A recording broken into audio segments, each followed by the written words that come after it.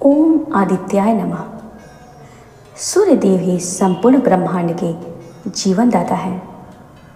उनकी कृपा से ही हमें प्रकाश, ऊर्जा और आरोग्य की प्राप्ति होती है। भाद्रपद मास से प्रारंभ होकर विशेष रूप से किए जाने वाले महारविवार व्रत का महात्म्य शास्त्रों में बताया गया है। जो साधक इस व्रत को श्रद्धा और निष्ठा से करता है, उसके जीवन से दरिद्रता दूर होती है, स्वास्थ्य उत्तम होता है और घर परिवार में सुख समृद्धि का वास होता है। आज हम आपके लिए लेकर आए हैं महारविवार व्रत की कथा। तो आइए भक्ति भाव से सुनते हैं यह पावन कथा। व्यास जी बोले, एक समय नैमिषारण्य में शौनक आदि 88,000 मुनिगण एकत्र होकर पुराणों के ज्ञाता श्री सूत जी से पूछने लगे, हे सूत जी, आपने अनेकों पुराणों की कथाएं सुनाई हैं। उनको सुनकर हमारी आपसे और कथा सुनने की इच्छा बढ़ती जाती है। कृपा करके हमें कोई ऐसा व्रत बतलावें जिसके करने से मोक्ष की प्राप्ति हो जाए। कलयुग में सभी प्राणी अल्पायु होंगे, निर्धन होंगे। इस पर भी अनेकों प्रकार के ज्वर आदि रोग लगे रहेंगे। फिर किस प्रकार तपस्या, यज्ञ आदि कर सकेंगे? कैसे यह श्री हरि का स्मरण ध्यान कर सकेंगे?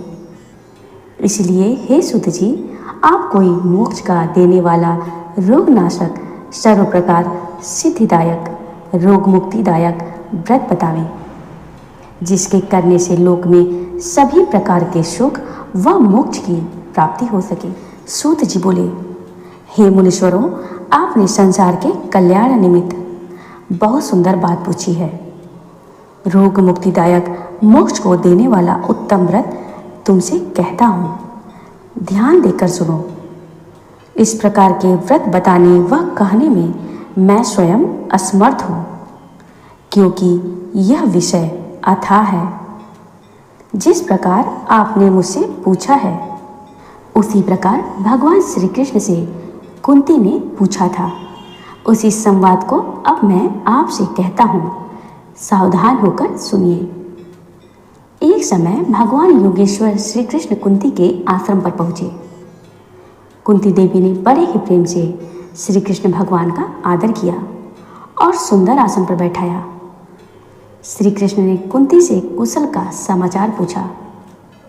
कुंती ने उत्तर दिया, प्रभु, जिन पर आपकी कृपा दृष्टि है, उनका स्वप्न में भी अमंगल नहीं हो सकता है।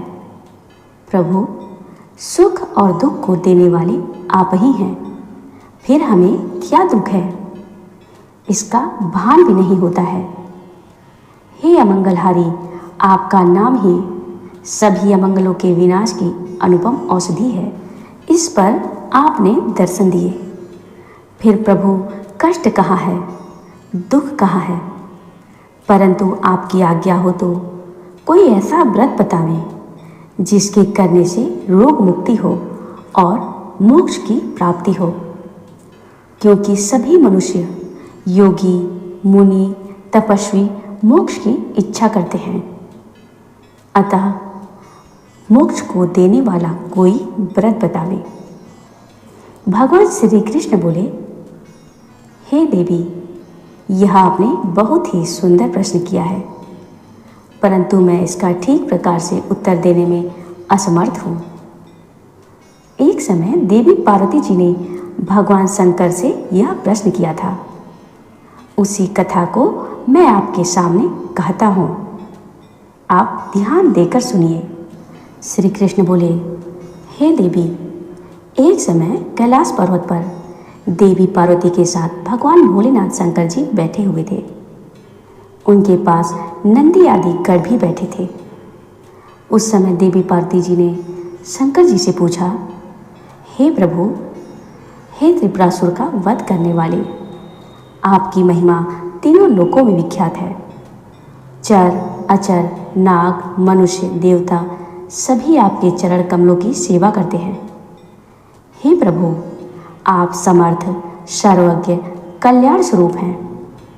आप सब कलाओं और गुणों के निधान हैं। आप योग ज्ञान तथा वैराग्य के समुद्र हैं। आप शरणागतों के लिए कल्प वृक्ष हैं। प्रभु, जिसका घर कल्प वृक्ष के नीचे हो, वह भला दरिद्रता से उत्पन्न दुख को क्यों सहेगा। हे नाथ, हृदय में ऐसा विचार कर मेरी बुद्धि के भारी भ्रम को दूर करें। हे स्वामी, रोग मुक्ति कारक, शरीर कष्ट विनाशक और मोक्ष देने वाला व्रत कहें। हे नाथ, उस व्रत को समझाकर कहिए। मुझे नादान समझकर मन में क्रोध न लाइए। जिस प्रकार मेरी अभिलाषा पूर्ण हो, आप वही कार्य करें। प्रभु, स्त्री होने के कारण मैं इस व्रत को सुनने की अधिकारिणी हूँ तथा मैं मन, वचन और कर्म से आपकी दासी हूँ।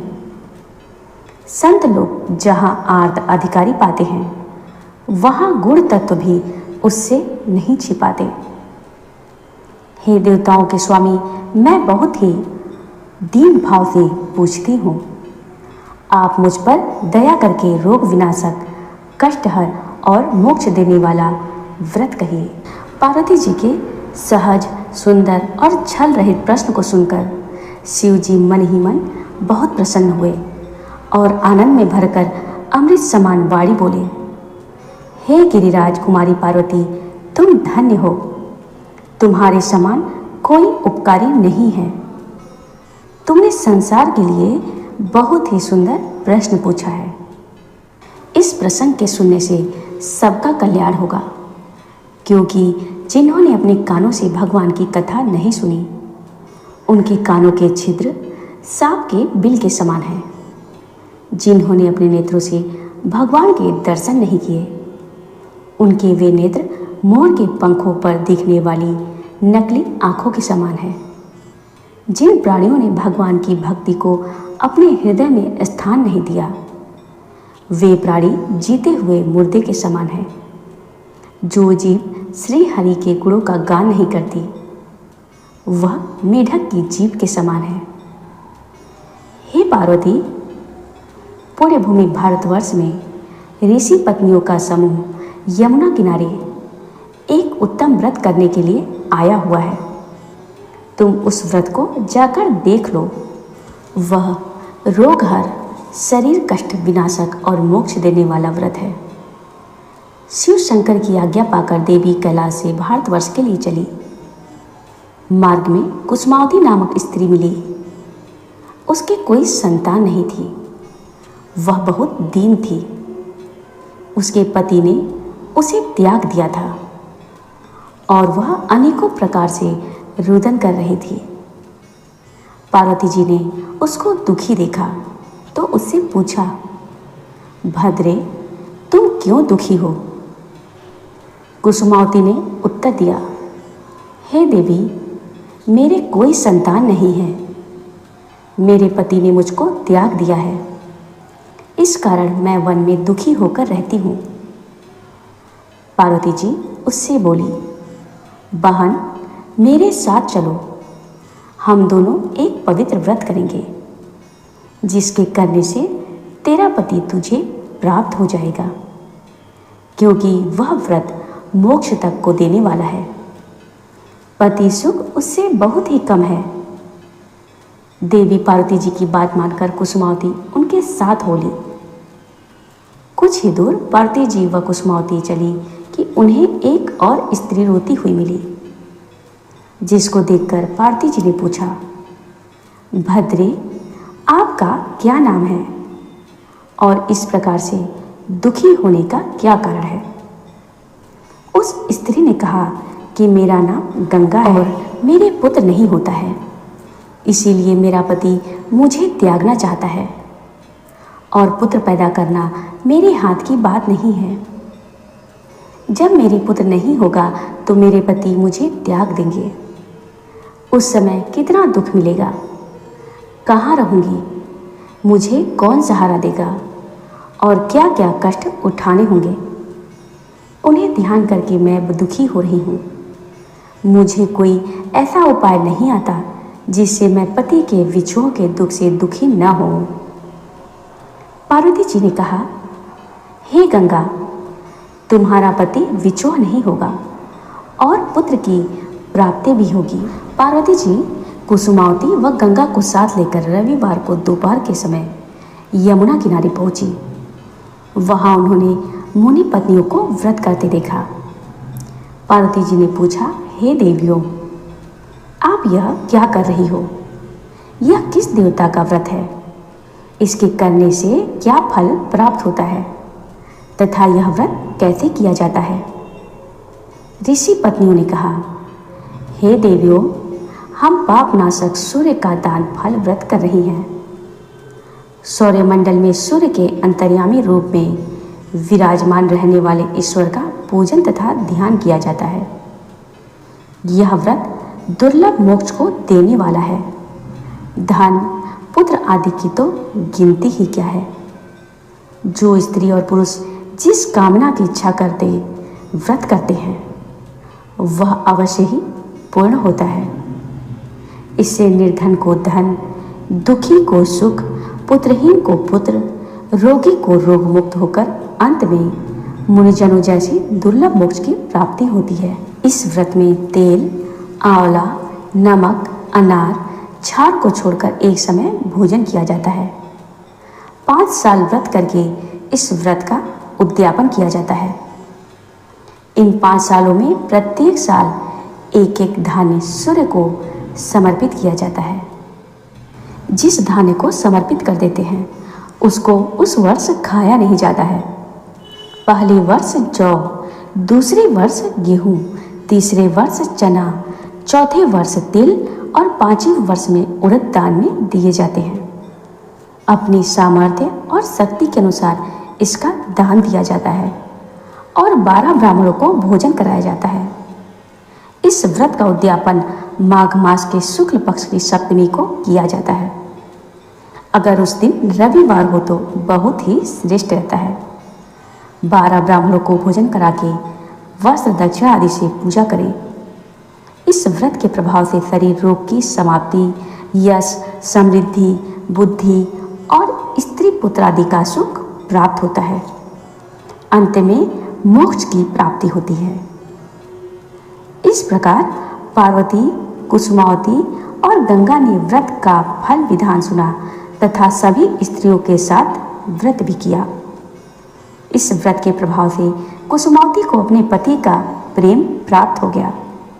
गंगा को इस व्रत के प्रभाव से समय पाकर उत्तम पुत्र की प्राप्ति हुई। पार्वती जी ने इस व्रत को करके मधुफल की प्राप्ति की और कैलाश के लिए चल दी। पार्वती जी अपने हाथ में मधुफल लिए कैलाश को जा रही थी। उन्होंने मार्ग में एक श्रेष्ठ ब्राह्मण देखा। वह ब्राह्मण बहुत ही निर्धन था। पार्वती जी ने दया कर वह फल उस ब्राह्मण को दे दिया और स्वयं कैलाश के लिए चल दी और भगवान शंकर को नमस्कार कर बैठ गई। ब्राह्मण फल सहित घर लौटा तो बड़े ही विस्मय में पड़ गया, क्योंकि उसका घर धन और धान्य से पूर्ण हो गया था और बहुत सी गायें द्वार पर खड़ी थी। ब्राह्मण ने अपनी स्त्री से पूछा, यह सब किस चीज का प्रभाव है? ब्राह्मणी ने हाथ में फल देखकर कहा, यह तो मधु फल है जो तुम हाथ में लिए हुए हो। यह मधुफल तुम्हें कहाँ से प्राप्त हुआ? यह सब इस फल का प्रताप है। ब्राह्मण ने सभी कथा ब्राह्मणी को कह सुनाई। उस फल के प्रताप से ब्राह्मण के सभी दुख दूर हो गए और वह रविवार का व्रत करने लगा। भगवान सूर्य की कृपा से इस लोक में नाना प्रकार के सुखों को भोगकर अंत में दुर्लभ मोक्ष को प्राप्त हुआ। जो मनुष्य इस व्रत को करते हैं वे इस लोक में नाना प्रकार के सुख भोगकर तथा पुत्र पौत्र का सुख लाभ कर अंत में श्री हरि के लोक में वास करते हैं। जो भी मनुष्य श्रद्धा से महारविवार व्रत करता है उसके जीवन से समस्त बाधाएं दूर होती हैं और सूर्यदेव की कृपा उस पर सदैव बनी रहती है। व्रत का विधान। इस दिन प्रातः स्नान कर स्वच्छ लाल अथवा पीले वस्त्र धारण करें। सूर्य भगवान को तांबे के लोटे से जल अर्पित करें, जिसमें लाल पुष्प, चावल और रोली डालें। रविवार को नमक रहित भोजन करने का भी नियम है। दिन भर व्रत रहकर सायंकाल सूर्य भगवान की कथा सुने और आरती करें। अंत में ब्राह्मण को भोजन कराकर दान दक्षिणा दें।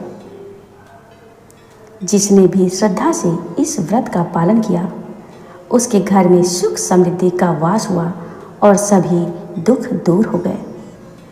सूर्यदेव की कृपा से ही जीवन में प्रकाश, ऊर्जा, आयु की वृद्धि होती है। यदि आपको यह कथा अच्छी लगी हो तो इसे अवश्य साझा करें, ताकि हर कोई इस व्रत का महत्व समझ सके और अपने जीवन को उज्जवल बना सके। बोलिए सूर्य नारायण भगवान की जय। ओम आदित्याय नमः।